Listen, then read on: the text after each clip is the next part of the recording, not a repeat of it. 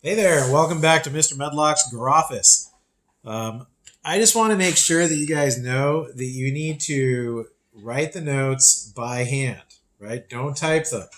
Don't take a screen cap of something you've typed. I want you to write them by hand and then physically take a picture of the notes that you've written by hand.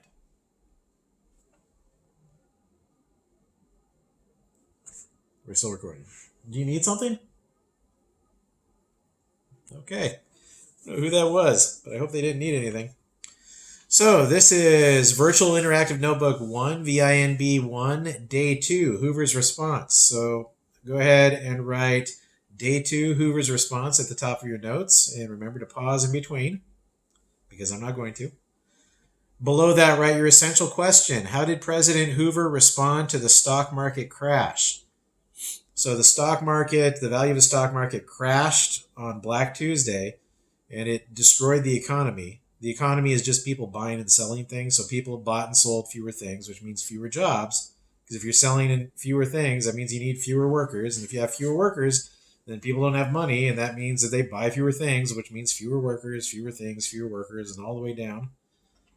The main idea for today is Hoover's response. So if you're doing outline style, Hoover's response will go at the top, and then you put the subtopics below that. If you're doing it mind map style, Hoover's response goes in the center of your page. And around that, write Republican, rugged individualism, Hoovervilles, and bonus armies. So we have 3 subtopics today.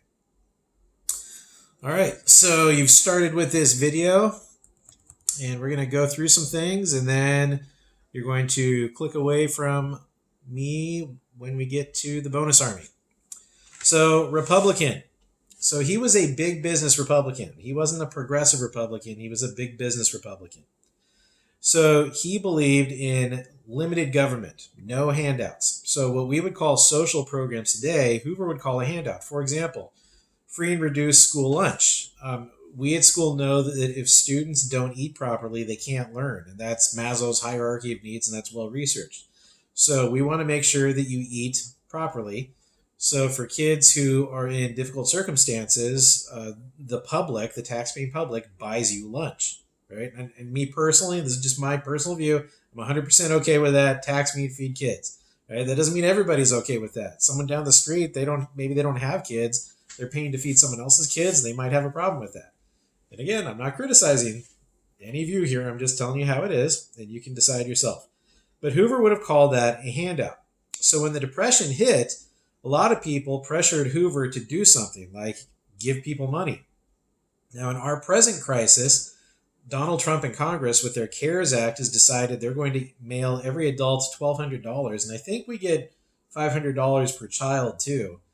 So I am married with 2 children, so potentially that's going to be $3,400 that we're going to get from the government as a stimulus check.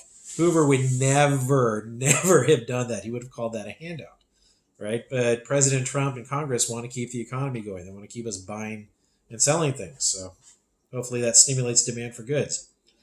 Hoover's response was volunteerism. He asked companies not to fire people. He wanted them to volunteer not to fire people, to keep people employed. So under Republican, I want you to write limited government, no handouts, volunteerism, and then explain volunteerism.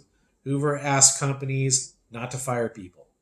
So that's limited government, no handouts, volunteerism, and then define volunteerism. Hoover asked companies not to fire people. That failed. Companies fired people because they didn't want to pay people to do nothing, right? So nobody was buying anything anymore. They were hoarding their money. Companies didn't make so much, so they didn't need as many workers, so they laid people off. They didn't care what Hoover thought about it. All right. So under rugged individualism, Hoover was asked, are you going to do anything? And he said, well, it's up to Americans to do it for themselves. We have to tighten our belts. So what he meant by tighten our belts was literally, you're going to get skinnier because you won't have enough food, right? You have to tighten your belt. You have to gut it out and solve your own problems. So under rugged individualism, I want you to write, tighten your belts. Right? That was enormously unpopular. Go ahead and I'll pause. All right, we're back.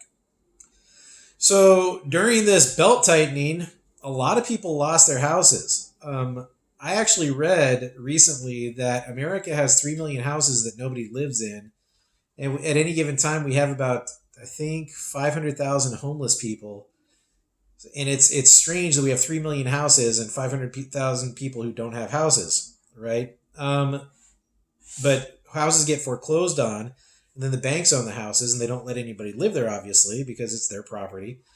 So there were enough homes in America during the Depression, but people couldn't pay their mortgages anymore, and the banks evicted them. So when they got evicted, there were no government homeless shelters. Government wasn't sending them a check, so they built homeless camps. And because they blamed Hoover for doing nothing, they called these homeless camps Hoovervilles. That's real. So I want you under Hoovervilles to write homeless camps. And actually for your output, you're going to look at some Hoovervilles. All right, but before we get there, we're going to look at at number 2, it says, use this video to fill in notes about the bonus army. Include 3 pieces of information.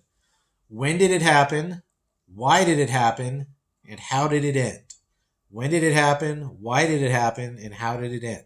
And I'm not going to tell you about any of that. That is on you. So you need to know that for the test and make sure it happens.